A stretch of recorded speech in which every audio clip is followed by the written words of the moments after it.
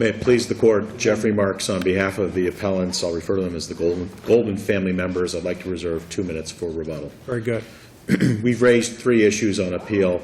I'll rely on the brief for the 3rd issue relating to the guardianship order, and I'd like to address the issues of whether the trial court, the probate court, should have entered an order of dismissal with prejudice of the will contest. Mr. Marks, it wasn't a dismissal with prejudice.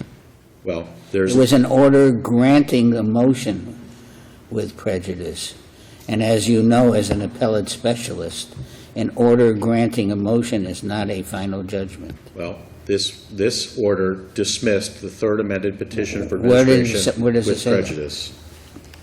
The motion to dismiss with prejudice is granted if Exactly. An order granting a motion and not actually dismissing the case or the complaint is not a final judgment.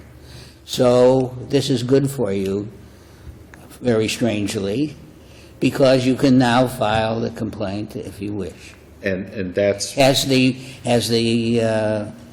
will been admitted to probate? yes, it has, Your Honor, So there's no reason why you can't file it now, except that the because there's been no final judgment ever.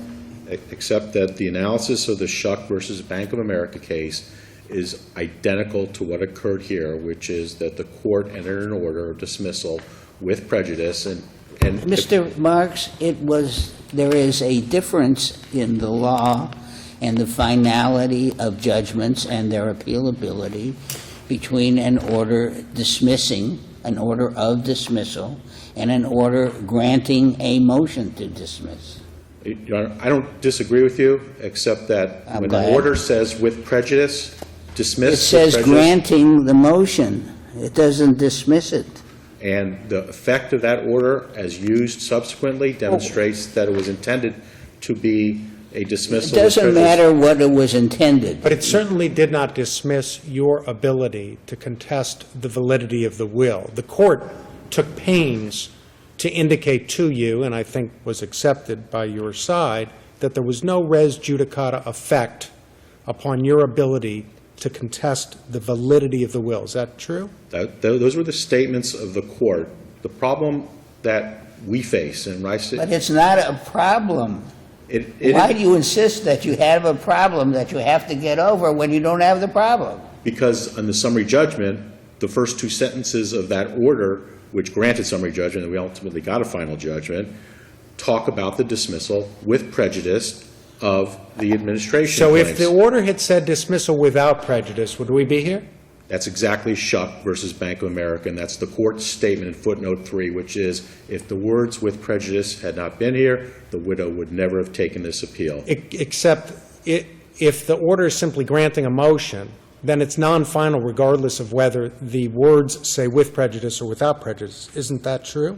If the order simply says granting a motion and doesn't actually dismiss with prejudice or without, it's a non-final order. How do we have jurisdiction to It even was hear the it? clear intent of the motion to dismiss that was The filed. intent doesn't matter.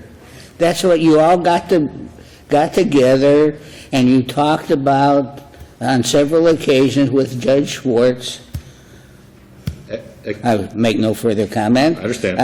And what Schwartz about what he intended, and I didn't mean to have it done, and I clearly said, all that doesn't mean anything so far as an appealable order is concerned or a final judgment. And then on the other side, the other side was faced with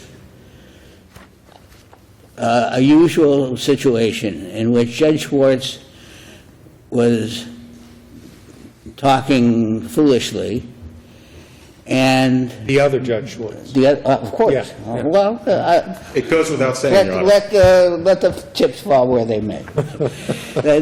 Judge Schwartz was talking foolishly, but he was talking on their side. So they made the usual comment to Judge Schwartz, which was, I don't want to snatch defeat from the jaws of victory, and let it go, all of which means that we're here for no reason on the first point. And on that point, Your Honor, I followed the dictates of the Shuck case, which said that Mr. I know you're with me on this one, and I know that the court's interpreting it, but the But in problem... Shuck, didn't the court actually dismiss the case Yes. and not simply grant a motion for dismissal? Yes. In Shuck, they were talking about the difference between a dismissal with prejudice and a dismissal without prejudice, right? Yes, Your Honor, except that I would point out to the court that in this appeal, there are arguments for affirmance of the dismissal with prejudice made by the appellee. arguments, they're wrong. But but the arguments that are made assume that we That there's find a a final jurisdiction, judgment. assume that we find a jurisdictional basis for this part of the appeal, right? And the better practice, and notwithstanding the assurances of the trial judge, is that there was an order that granted the dismissal with prejudice. There was rehearing, which was denied, and in this day and age... It did not grant the dismissal with prejudice. So if we were to dismiss this for lack of jurisdiction, because it's non-final order and non-appealable,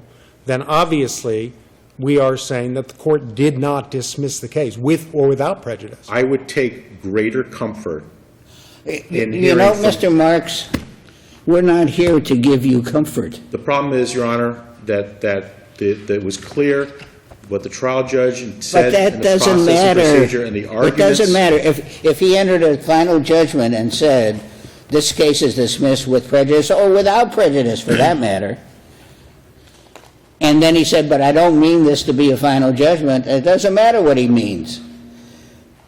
It matters what the law regards that statement as. And that is... I don't disagree with the court, and I don't disagree that this... But you want us to make sure that they don't raise another baseless argument. Well, we're here, if they raise another baseless argument, and it's accepted by Judge Schwartz or somebody else, and you appeal, we'll rule with you then. And all We can't keep anybody from filing anything. I- All we can do is rule on whether it's correct or not. And what are you asking for? We are asking for the court, and actually, like in Shuck, which affirms the dismissal, This is not. but says it Without reverses the prejudice. with prejudice determination. We got it. Don't you get it, Mr. Marks? I do, and I'm going to go on to my second argument, All right? because I'm running out of time. Yes. The second argument is the summary judgment entered on the trust claim that was filed in tandem with the will contest. And the argument, and there were two reasons why the summary judgment there are two reasons why the trust claim was disposed of with certainty and finality, because the court had to relinquish jurisdiction to get a final judgment.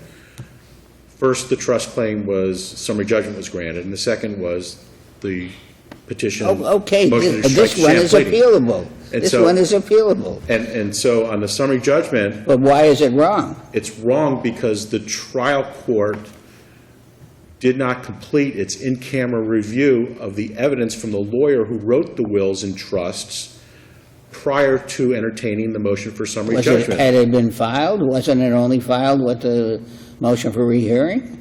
No, Your Honor, there were two different types of documents. The lawyer, Attorney Ebenfeld, who is the author of the trusts and will documents, he objected to a third-party request for production of his records. The court took them in camera and never completed its in-camera review, and said in its transcript, so much time has gone by, I forgot what I was supposed to do, and essentially threw up his hands and said, it's not going to have it, it's not going to happen, I'm going to go forward on the summary judgment. And so the Goldman family members didn't have Ebenfeld's documents, and Ebenfeld's affidavit was used in support of the motion for summary judgment. So the first basis for reversing the summary judgment is that discovery was not complete by virtue of the court's not completing the in-camera review. The second ground was the documents which were relied upon on rehearing, and the record is clear that nothing was submitted in opposition to summary judgment, no affidavits, except at rehearing, where court records from the guardianship proceeding were used, which showed issues of fact from the statements of the caretaker, and the court-appointed guardianship counsel. And were those documents in existence prior to the hearing on the motion for summary judgment? Unquestionably, they were part of the court record. Was any good cause shown why those documents weren't presented to the court then as opposed to on rehearing? I don't have any. So let's assume that there was no good cause shown. The discretion is with the trial court as to whether or not to consider those documents that were equally available at both times. And that I don't dispute that that's the trial court's discretionary call. But it does establish that there is material issues of fact and conflicting evidence. These were part of the court's records, so they were part of the court's knowledge, may not have been directly cited to at the summary judgment hearing, but certainly were there and available. So if there's a trial record in some other case, a trial record of 2,000 transcript pages, you can come in after rehearing is denied and say, well, Judge, it's in the record. If the court had just read through the entirety of the transcript, we shouldn't have to point it out to him. It's part of the record. He should have seen it. I think that that's pushing it. And Well, it's taking it to its illogical conclusion, I grant you, but that's why I'm bringing it up. Isn't it the job of the job of the non-movement to show that? No question, it would have been better. But on the other hand, this leave is supposed to be freely granted in order to avoid a miscarriage of justice. Again, I apologize to everyone here for using that last word there. But and the fact is that these statements were made. You made a big boo-boo by not raising anything or filing anything except nothing in opposition to the summary judgment. That is not Until rehearing. That's not a good idea, except on rehearing. There are many cases, however, which grant rehearing, and when there is a showing on the motion for rehearing that there is a genuine issue of material fact, etc. And I would suggest to you, Judge Emis, that the distinction that applies in this case is it's the same decedent, same matter in guardianship in the same court, directly related. And so it's not an unrelated case, and it's not a case that the court was unfamiliar with because the court, although it had been predecessor judges, had been dealing with the guardianship. But I guess your opposing counsel would say one of the reasons why your side didn't bring that up in opposition to the summary judgment is because the materials really don't establish an issue of fact, because among other reasons, they're not admissible. Well, I think they relate to statements of Aaron after he was declared incompetent. and Yes, but yes, Which the trial court had entered an order saying, don't use these. well, that's true. The trial court had entered an order saying But if don't use those. But an incompetent says, I gave this money to Mr. Jones because Mr. Jones, put me on the rack, that is not hearsay. That's a reference of intent. the whole purpose of raising the issue, or not the whole purpose, but a primary purpose of the claims that were related to that was to test the validity of the incompetency and the change in wills and the change in trusts, and the evidence The of that incompetency was secured by your opponents, correct? That's correct, Your Honor. And so, But, I mean, as I understand it, the parties bringing the lawsuit were deposed, I guess particularly Richard, and was asked, look, what do you have? let's have your, what's your evidence that this, that Aaron was incompetent? Let's walk through all this together so we all know what's going on. And I thought that Richard testified very consistently. He was relying upon his belief, not his knowledge. And my understanding is that's why he would not verify the complaint, which is one of the reasons his complaint was dismissed, is that because in good faith he couldn't verify. I think that's a fair characterization or summary of his testimony, but for purposes of a summary judgment, where the predicate... I mean, he was specifically asked, do you have any, right? I mean, the request for admissions, I thought, he was asked, do you have any evidence? But Do you have any documentary evidence supporting your claims that this gentleman, when he Well, did two wills, that he was, unable to have the mental state to enact a will. And I thought that Richard indicated, actually, I do not have any such evidence. Well, I mean, this wasn't like a sandbag summary judgment or something, right? well, except that he hadn't been given any evidence. The clients don't always know all the facts. There may be facts outside their knowledge. And I know, an but example of the that- request for admissions are to the whole, they're to the party and to the party's agents and to the party's lawyers, right? But he hadn't gotten the lawyer's documents who had written the wills and the trust when he was actively involved in Okay, this. but now, in that regard, he didn't respond to the request for admission saying, I haven't gotten the documents. And my understanding is the rule of summary judgment provides if someone moves for summary judgment and you need additional discovery, the rule specifically provides for that. All you have to do is file an affidavit saying, I need the following discovery. Well, except And that- here's what it is, and here's how I'm going to get it. Now, of course, there are sanctions if you follow that affidavit, and that's not true. The court can look at, okay, well, would that change these circumstances? And my understanding is, I might be wrong, that your clients at summary judgment time never said, here's an affidavit indicating the additional discovery we need to take. They were waiting for the court ruling on something that Well, the court had taken control of. How and long had they acknowledged. waited?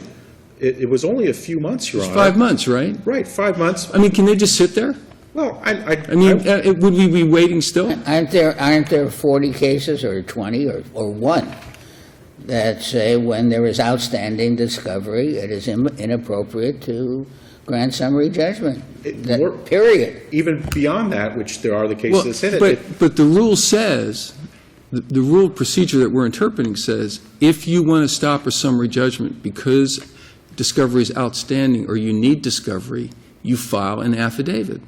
And it would seem to me it would be abuse of discretion if that affidavit was filed not to delay the summary judgment. Well, But that wasn't done here. As a practical matter, they were waiting for the judge to finish his job, and the judge didn't finish his job on going through the evidence documents that they were waiting for. And the first two lines of the summary judgment order state that I dismissed the will claim with prejudice, and the plaintiffs, the Goldman family members, have made a tactical decision not to do anything. In other words, the will contest issue was used to beat up the summary judgment case.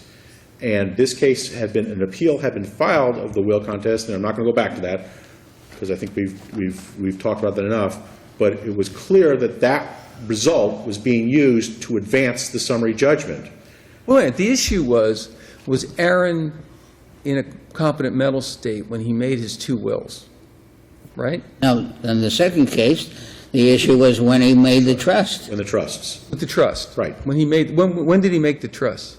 I believe he made... 2005? I think there was I could be wrong, I could believe that there was an earlier... 1998 and trust. 2005? That's right, Your Honor. He did it both times. Whether he did it one or both, but certainly later in 2005. So it was his mental state as of 2005.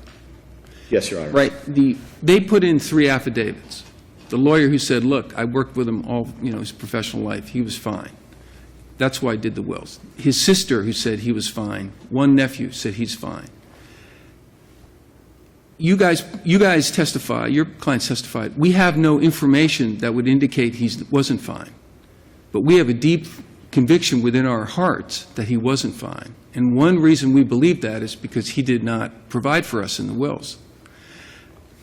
Except, I mean, that seems to be teed up pretty well for a final resolution. well, you know what? When you put in an affidavit of a witness who makes definitive statements, and you're denied the opportunity to get the documents to take that, to test the witness's You statement. deposed the lawyer, right? I don't know. I don't recall if the lawyer think- was deposed or not, Your How Honor. long did the court have the file under its consideration? A couple of months, Your Honor. 5 months? Would that seem about right? That sounds about At right. the time of the summary judgment hearing, or at any time after the motion was filed but before the hearing, did you all file a motion to stay the hearing or object to the hearing until the court had announced that it had finished its in-camera review? I don't believe so, Your Honor. So was the issue raised at the time of the summary judgment I hearing? believe so, Your Honor. That That we you were don't- objecting to the hearing on summary judgment until the court announced that it completed its review? I believe that's a fair characterization. So you believe you reminding the deserve judge, that? reminding the judge that he had asked for these an objection had been made by the lawyer and by the opposing party. The court took the documents under review, and the court was going to review them and determine whether or not they should be produced or how they should be produced. And the summary judgment came in with an affidavit from that witness. And my reading of summary judgment is that you can't go into a summary judgment hearing when a witness is making affirmative statements and you don't have the opportunity, meaningful opportunity, to test those statements. And at some point, the trial judge has a responsibility to fulfill its review, and in this record, it demonstrates the judge just threw up his hands and said, well, I don't remember what I was supposed to do, so let's go forward with the summary judgment. And, oh, by the way, I had dismissed the will contest, so that's a good predicate for me to go forward on summary judgment. And he accuses, accuses isn't the right word, he makes the statement in his order that this was a tactical decision. Sorry? Is it this Judge Schwartz? Yes. Later? Yes. Same judge. Same judge? Same judge. Who insisted that he had not dismissed on the merits with prejudice. The will contest, now is saying, I dismissed it with prejudice, and you've elected to choose something else. And that's why, and I think my time is up, but It is. that's why we make the argument that this all falls or all crumbles based upon the foundation is the dismissal, the granting of the dismissal with prejudice, and everything that was done subsequent to that is based on that foundation. And if that foundation is defective, which we believe it is, everything else that flows from it, because they use it to bolster everything that occurred afterwards and get their way, granting dismissal with prejudice and then summary judgment. And all we're asking is that the court Is there reverse anyone those. that you would like to depose that you weren't able to depose? How about if we let you say that for your rebuttal? I'll still give you 2 minutes, if you don't mind, so we can hear from the appellee. Is that all right, Judge Lowe? Yes, Madam Answer. presiding judge. Thank you. Good morning. May it please the Court. Jack Ryder and Luda Kogan on behalf of the appellees. Your Honors, I'll start with this issue of jurisdiction. I agree with the Court's observations that the Court does not have jurisdiction over the primary appeal from the order of dismissal. But for a different reason. For a different reason, Your Honor. I recognize the Court's observation and agree that an order that simply grants a motion to dismiss with prejudice but does not actually dismiss is not a final appealable order. So As then Your what, Honor, so we agree that it's not an appealable order, and there never has been an appealable order. with respect to the order, Your Honor, on the dismissing the petition for intestate administration, Your Honor, but again, I think it was What? on the order that dismissed the petition for intestate administration. That is the specific order that they have appealed from, Your Honor. There are 4 separate orders. The order that relates to the jurisdiction of this court, which again I agree with Your Honor, relates specifically to the petition for intestate administration. Right. They filed this petition. They filed it 4 separate times, 3 times without the appropriate required verification. This has nothing to do with anything. Well, I would respectfully disagree. What is the Your Honor. final judgment? Well, Your Honor, there are multiple different rulings. The What final judgment. what is the final judgment? Your Honor, Dismissing their will contest. Well, Your Honor, they haven't brought a will contest. The petition for intestacy, for intestate The petition for administration. intestacy, Your Honor, has been adjudicated by the fact that the will Isn't the has been petition for admitted to probate. intestate succession based upon the invalidity of the will? Your Honor, that was the basis for it, but it was not verified. And so, So you're saying we could affirm- Mr. Yes, Your Reddy, it's very difficult to follow your moving target. may I will You're express- suggesting if it is a final order, we could affirm based on the independent failure to verify after given the opportunity to do so 3 times. That's correct, But Your you Honor. insist that it's not a final order. Your Honor, the order that dismissed without prejudice the petition for intestate administration is not a final order.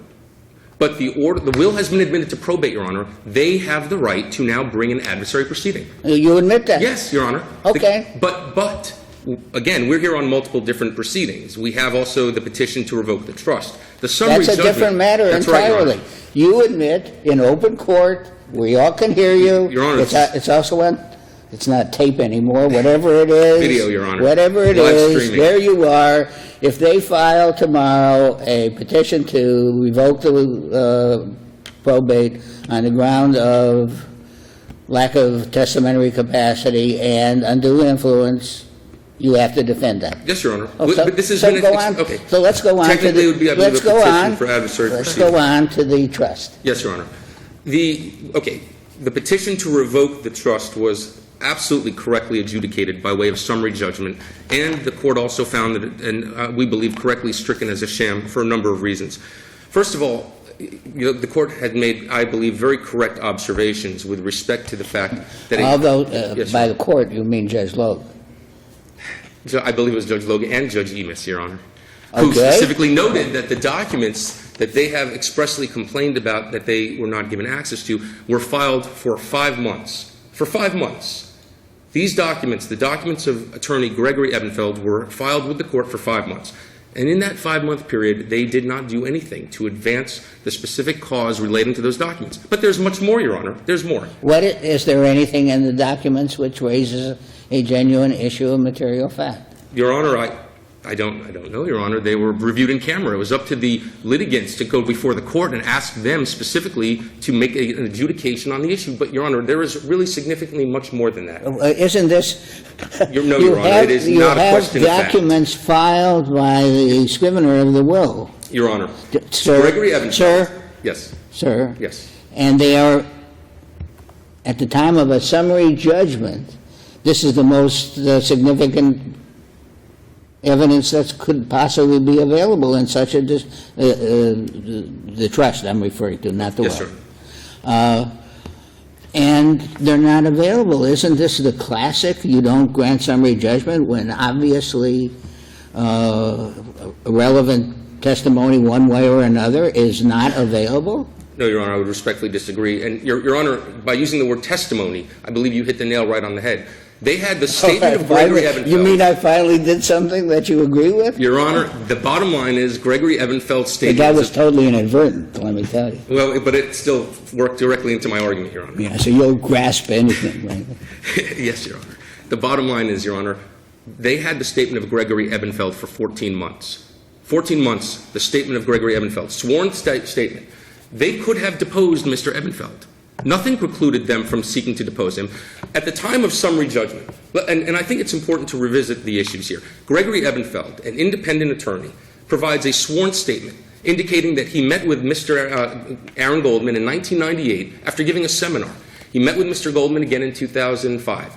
He gave a sworn statement. This independent attorney, where there's no issue with respect to the veracity of his sworn statement, and he indicates that he met with Mr. Goldman, that Jonathan Lewin had no part in bringing Mr. Goldman to Mr. Ebenfeld, that the witnesses were independent. This was also corroborated by the sworn statement of affidavit of Jonathan Lewin. So we have these multiple statements by Mr. Ebenfeld that back in 1998 and 2005, Mr. Aaron Goldman was competent. And in the instruments he prepared, a will and a testamentary trust, in both of those documents, he did not leave anything to the appellants. He named Jonathan Lewin as his personal representative, Pearl Lewin as his successor representative, and Jonathan Lewin as the beneficiary. Now, Your Honor, they could have deposed Mr. Ebenfeld. They never did so. They could have sought to depose Jonathan Lewin. They never did so. They could have sought to depose Pearl Lewin. They never did so. At the time of the summary judgment, they have taken the position that they have been precluded from attempting to demonstrate a disputed issue of fact. They could have filed an affidavit of any one of the nephews, Richard Goldman, Kenneth Goldman, any one of the parties. Any of them could have filed an affidavit in opposition to summary judgment, but they never did. At the summary judgment hearing, did they specifically argue that they hadn't had access to the Ebenfield documents? I believe that it was raised, Your Honor. I believe that it was raised. And they specifically said, well, that that the documents hadn't been reviewed. But again, Your Honor, and I think as you did point out before and Judge Emis pointed out, 5 months had gone by. So here we have documents had been produced in camera. 5 months go by. The summary judgment hearing was duly noticed. And it's not as if they came before the summary judgment, and Judge Logue, as you correctly pointed out, they did not submit an affidavit to continue the hearing and say, well, Judge, you can't adjudicate this today. You haven't evaluated the in-camera documents yet. They didn't do that, Your Honor. And I think it's critical, Judge Schwartz, that when we look at the issue of whether or not they could have created a disputed issue of fact, they had many other available options, but did nothing. And they didn't dispute that. They came to the summary judgment hearing, and the attorney said they have nothing. They didn't argue, again, they could have brought an affidavit of their own party, but they didn't do so. And so I would respectfully suggest, Your Honor, that at the time of the summary judgment hearing was the time to, and I will also point out, the motion for rehearing, all of a sudden they came forward with an affidavit that they didn't have any justification for why they didn't produce it at the time of the summary. That's all true.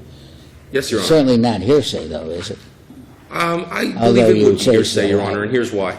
The statements that He's alleged incompetent at the time, and he's also dead at the present time. Yes, but sir. this He's is now absolutely. isn't this a state of mind exception to the hearsay rule? If it really, the hearsay rule doesn't apply at all, does it, to some kind of statement? Assuming That means that if a decedent is testifying himself or making a statement himself that his intent he did not intend to do this, that it was really the will of Jonathan or somebody else, that is not a hearsay statement. That's the state of mind, which is the issue in the case. Your Honor, assuming for the sake of this discussion that, yes, it is not hearsay. I'll assume that, Your Honor, for the moment. Of course, you argued that it was. Yes, Your Honor, and I believe the trial court But made my that. eloquence has convinced you otherwise. Right? Well, Your Honor, I just think it's, in this instance, I would prefer to refer to the fact that multiple independent medical professionals had declared and found Mr. Aaron Goldman to be incompetent, and he was, in fact, within a guardianship at that time. The trial court did make clear that any statements, and I believe this is consistent with law, statements made by an individual who has been declared incapacitated or incompetent cannot be deemed to be a valid expression of testimony intent. And so for these individuals to come in after the fact without any explanation or justification and say, oh, wait, we have this affidavit, Judge, you should have considered it, even though we didn't give it to the court at the summary judgment Well, hearing. those are two separate things. Agreed, Your Honor, but I believe we went on both. But okay. I believe that both support an affirmance on this issue. But I just want to make clear that these statements were made after Mr. Aaron Goldman had been declared incapacitated. And, Your Honor, you made the comment during my opposing counsel's presentation that it was our side that somehow had him found to be incapacitated. But with due respect, the trial court made very clear in his findings and that there were multiple independent medical professionals who made the finding. You can't and make, that was not challenged, You're Your not Honor. supposed to make findings in summary judgment. Well, no, Your Honor. I'm talking with respect to the capacity of Mr. Aaron Goldman. That was in a separate guardianship proceeding, and that was found to be a guardianship was To established. be in the guardianship proceeding. Yes, Your Honor. Not in this proceeding. Well, that's true, Your Honor. However, at the time that the affidavits were procured in connection with this hearing, he had already been found to be adjudicated incompetent and incapacitated in the guardianship, and they did coalesce, Your Honor. And unless there's any specific questions, I would rest on the brief. We believe the court should affirm both as to the striking as a sham and affirming as a matter of law, summary judgment. Well, Your you Honor. don't care about the striking as sham, do you? I'm sorry, Your Honor? You don't care about the striking as sham, do you? Well, Your Honor, I just believe it should be affirmed for the same reasons as expressed by the trial court with respect to the fact that the representations made, as Judge Loeb noted, Richard Goldman testified and admitted that he had nothing to support these accusations. Thank you, Your Honors. 2 minutes for rebuttal. Thank you. Judge Loeb, to answer your question, and I'm sort of at a disadvantage because I wasn't counsel of record in the court below, and so I wasn't part of the ramping up to get to summary judgment and was part of the theory or architecting it, but certainly the lawyer with documents, because my experience is it's practically worthless to take a document-intensive deposition of a witness without documents. Fair enough. So, I mean, obviously, you want to get the documents before the depot. and the crux of their summary judgment relied significantly on that testimony as affirmative basis. So that would be the first thing. The second thing would be Do I understand that the documents are not in the record that I believe because they're in camera? I believe they are still with the trial court filed under seal. Well, I don't know what the documents say. I'm not entitled to them. So we don't even know, we don't have any idea what's in it? And why didn't you designate them as part of the record on appeal? As I sit here today, I have a recollection, because I had to come out to the court to look at the record because it's so voluminous, that there may be a sealed file of those records in there. I don't know, though, So you just definitively. You just gave up? Well, I wouldn't call it giving up. Well, you wouldn't call it giving up, but I would call it, what would you call it, surrendering? Well, the basis for for asking to have the summary judgment order reversed is that discovery was not completed, and the trial court did not have an opportunity to finish its review. And if there's nothing in in the documents anyway, then everything else is useless. Well, but that would be speculation by everybody. Yes, but an appellee can speculate, And but an appellant cannot speculate. And all an appellate can do is rely on the rulings of the lower court and try and ask the lower court to finish that which it said it was going to do. And It also has to demonstrate error. And I think in the summary judgment in this case, there's error. Certainly on the striking a sham, there was no evidentiary hearing, as the rule requires. Getting back to answering your question, there was an order precluding the Goldman family members from getting materials or files from the court-appointed guardian, which they used to club the Goldman family members with sanction motions in the lower court. Again... Was there any real statement or complaint of undue influence? There was a complaint of undue influence, but was there any evidence whatsoever of undue influence? Any evidence in any document?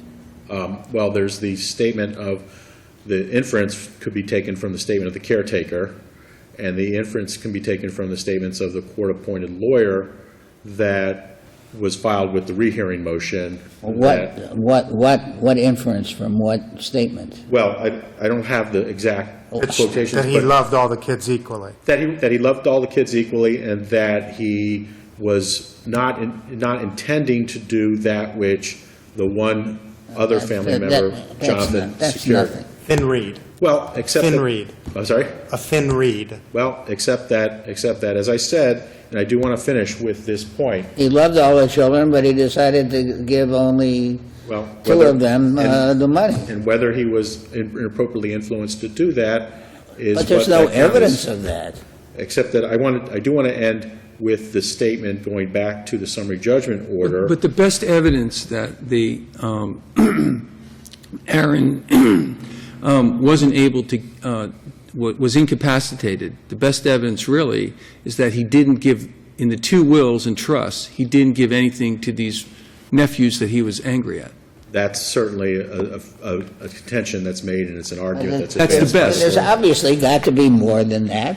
Except that that's why. He's got to, you know, everybody can do what anybody that- wants with his money. And that's why the testing of the lawyer's testimony, But there's no who Oh, drafted the documents. Okay.